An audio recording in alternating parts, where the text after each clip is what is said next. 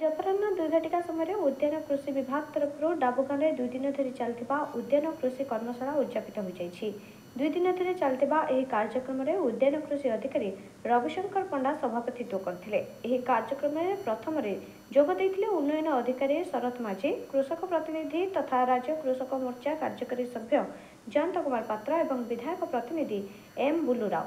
उद्यापित उत्सव में जोग देते जिला परिषद सभ्य गुप्त विषयी, मेदना पंचायतर पूर्वतन सरपंच हिरण्य माझी एवं कृषि संबंधी अन्य विभाग अधिकारी माने यथा सहकारी कृषि अधिकारी सौमेन्द्र विश्वास, सहकारी प्राणी चिकित्सक डॉक्टर एल लोकनाथ रेड्डी, वरिष्ठ मत्स्य वैषयिक सहायक संगीता सामल, मृत्तिका संरक्षण संप्रसारण कर्मी नीरज मल्लिक, ब्लॉक अधिकांश पंचायत प्रमुख चाषी, क्षुद्र चाषी और नाममात्र चाषी उपस्थित रही।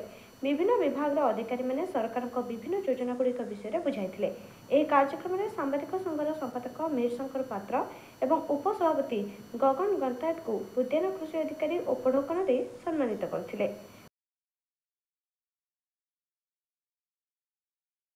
एवं वेटनरी डिपार्टमेंट, फिशरी, उद्यान एवं आपणकर सॉइल कंजर्वेशन समस्त पदाधिकारी गण एवं एठारे उपस्थित मोर चाषी बंधु भाई भौणी एवं समस्त चाषी को मोर आज ये नववर्ष आपन स्वागत अभिनंदन एवं जुआर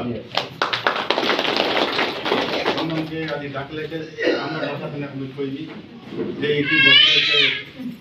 पशुपालन विभाग जोटा कि आम बाबू बुझाई डाक्टर बाबू इति बसले आम जन आलू देला कृषि उद्यान विभाग आम बसले मत्स्य। नवरंगपुर मीरशंकर पात्र रिपोर्ट प्राय खबर।